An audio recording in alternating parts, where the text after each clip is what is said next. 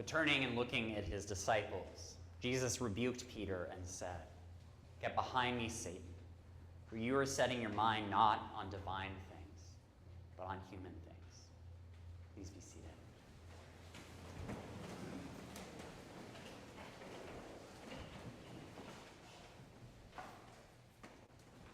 In 1948, Bishop Dallas of the Episcopal Diocese of New Hampshire formed a mission church in Durham, New Hampshire. He went to this group of Episcopalians who had been worshiping in people's homes and kind of traveling between different parts of the community, worshiping together, and organized them into one body. And at first, this mission church of St. George's began meeting in different rooms on campus, first in Ballard Hall, and kind of moving around whatever location was available. It was a group of folks who wanted to worship in their particular way and who had dreams of having a church of their own. That dream, that hope, that vision of having an Episcopal church here in Durham, New Hampshire would be realized sooner than they expected. In 1952, they raised the money that they needed from within the community, with some help from the diocese, as well as a very generous grant from the United Bank offering. They were able to pool their resources to buy a piece of land, to commission an architect, and to build a church. St. George's Episcopal Church opened its doors on September 26, 1954, to provide a home to those worshipers. A place where they could bring the Spirit of God that they had experienced and encountered and honored and worshiped in homes first and then in various halls on campus. This church provided a space for them to bring all of that. And in the beauty of this place, with its art, with its gorgeous stained glass window, it gave them a place for their prayers to animate, to bring to life. A container for that living faith to be held, nurtured, and shared. I think it's easy to look at that time, the early 1950s, as sort of this boom time in America, which in so many ways it was.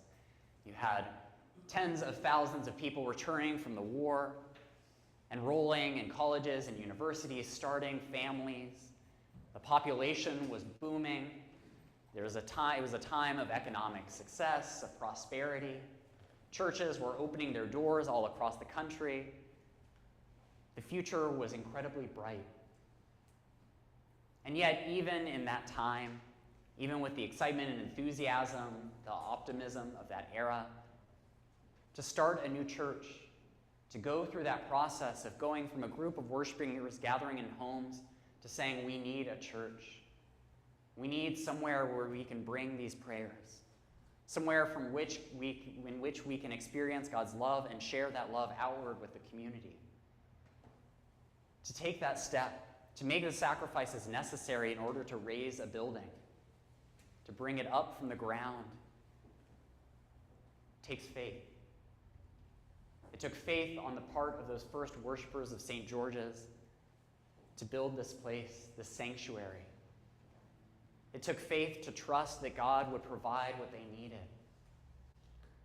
To trust that the building that they built, the space that they dedicated to gathering together in worship of God, in honoring of Christ's life, death, and resurrection, that place would have a life beyond them.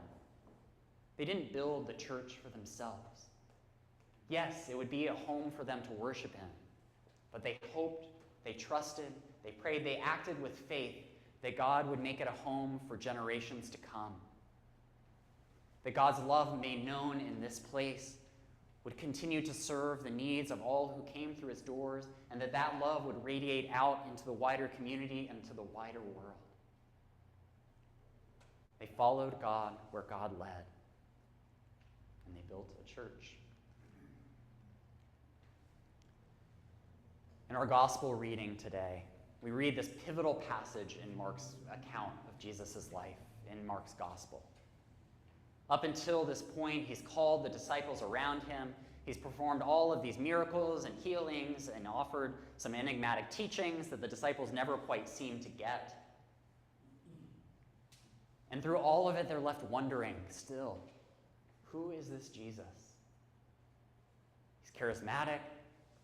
He's performing these miraculous signs and works. We know he is from God. But what does it mean? And he turns to them and asks, who do people say that I am? Some say John the Baptist, others Elijah, and others still one of the prophets. But who do you say I am? And Peter, who's kind of always the first to speak, pipes up. You are the Messiah.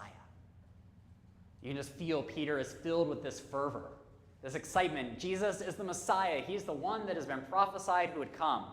He's the king that God has delivered to Israel, who is going to don the crown and throw off our Roman oppressors, who is going to free the people of Israel, restore our autonomy and independence, who will once again make Israel great.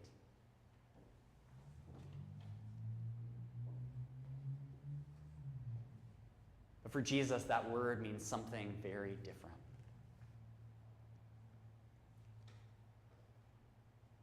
The Son of Man who has come into the world will undergo great suffering. He will be rejected by the scribes and the elders and the chief priests and will be put to death on them. The third day he will rise again. This is not the plan for a Messiah that Peter had in mind, or that the disciples were expecting. In no part of what Jesus described was there a triumphal entry into Jerusalem. In no part was there a driving out of the idols of Rome and their authorities. No part was there victory. At least that's what Peter thought. And so he rebukes Jesus and said, Jesus, don't talk like that. We know you're the Messiah. You're going to do all these great things. It's going to be wonderful. You're going to restore Israel. Everything will be as it should. But Jesus turns Peter's rebuke back to him. Get behind me, Satan, for you are setting your mind not on divine things, but on human things. Peter can only see the role of a Messiah from his narrow perspective, from his own kind of immediate desires for the liberation of Israel, for a return to Israel's independence and autonomy. It's a vision of messiahship that ultimately is for one people in one place at one time. But what Jesus is promising, that the Son of Man will suffer and be rejected and will be put to death, but will rise again on the third day, is a more expansive vision. Because Jesus is able to see with his divine vision that knows that what Jesus has come to do is about more than just one people in one place at one time, but is about the remaking, the restoration, the recreation of all the earth, of all people, of all of humanity and all of the natural world. It is about reforming the earth in the image and likeness of God's love, radiating that love through all times and in all places, starting first with the people of Israel and spreading outward until it covers the whole face of the earth. That is what his messiahship is about. That is what it means to focus on divine things, to see ourselves as part of that larger and unfolding story of God's love. That same love and grace that brought the world into being, that sustains it, that seeks to redeem it in Jesus' life, death, and resurrection, and that seeks to remake it in the image of God's love. That is what it means for Jesus to be the Messiah. It's about being part of a larger story. We're not serving him in order to serve our own needs and desires, but to serve him and to serve this larger vision, this larger hope, this larger possibility of God's love reigning on earth.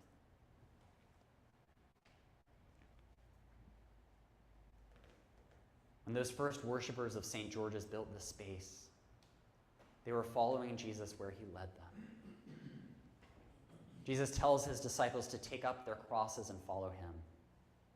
And a lot of times that gets used to mean, well, you just have to buckle up and face whatever life throws at you. But it's about more than that.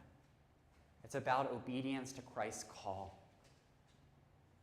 knowing that that call will lead us to places that we may never have expected or been unable to foresee. There may be challenges along the way and obstacles in the path, but the place that God is leading us is a place of joy, of love, of oneness with God. And we can't know quite what that path is going to look like. All that we can do is to follow Christ, to follow God one step at a time, carrying our cross with us, seeking to discern how it is that God is calling us to follow, who it is that God is calling us to be. The people who built this church 70 years ago were following what they felt God was calling them to do, to plant a church, to create a space, that a container in which God's love could be encountered and from which it could be spread. About 3 years ago, we were given another opportunity to follow God where God was calling us. It began with a little germ of an idea. You could put solar panels on that roof. It's funny how those little germs of ideas, like a mustard seed, can grow and grow and grow until they are much bigger and take up a much larger area in the back lot of the church parking, behind the church parking lot. It took a lot of discernment to get to that point. It took a lot of prayer, a lot of discerning what is possible for this community. We did that work. The vestry did that work, kind of taking that first idea, taking the proposals that Scott Regini gathered and collected from various companies, looking at different possibilities for us. And they discerned what is right for this community. And I'll never forget our vestry retreat 2 years ago, when we read through the part of the creation story in Genesis where God tells Adam and Eve that they will have dominion over the earth, that they will be stewards over creation. And we discussed what it is that means. And we realized that it means to be caretakers. It means that we have an obligation to one another and to the whole of God's creation, to not just take from it what we will in order to meet our needs and our own desires, but seek to live in harmony with it, in reciprocity, to give back as much as we receive, to honor that which nourishes us by seeking to share its bounty and its resources within this community and outward into our wider community. And yes, all the financial benefits of a solar array and the payback period and how it would reduce our electric bill, all of that was vital and important and great for the functioning of the church. But it wasn't our primary motive. It wasn't the thing that we kept coming back to. What stood out to that vestry as they discerned it, what stood out, I think, to all of us as we shared the vision with you at our annual meeting this past January, was that first and foremost, the reason that there is a giant solar array out behind the parking lot is in order to serve God, to serve our neighbors, to be caretakers and stewards of this creation in which God has put us in. It was an act of walking the way of the cross, of having faith that God would provide, that God had given us the resources that we needed in order to live out our calling. And now it's a reality. It's this shining symbol, and one that will endure beyond probably most of us will be sitting in these pews. It's a vision that will only be realized some 25, 30, 40 years in the future, the full impact of it. Yes, it has real benefits now, but at the end of the day, it was an act of faith that in trusting that we are part of a larger story of the unfolding of God's love here in Durham, New Hampshire, here for St. George's Church. And it was made possible by the faithfulness of this community, willing to take up your cross and to follow God where he led, to put aside your own life in order to save it, to offer forth your resources, your knowledge, your skill, your time, your treasure, your money, your enthusiasm in order to make it happen. And so as much as we gather to celebrate and bless those panels today, may they also be a symbol of us, of what is possible when we follow where God leads. May they be a symbol to us of what it is to walk the way of the cross, To follow Jesus where he leads it, not knowing where the path will lead or what obstacles will appear in our way or how we will overcome it, but trusting that God's love is ever beckoning us forward, seeking us to move onward so that we might share that very same love with one another, with our wider community, and with the whole world.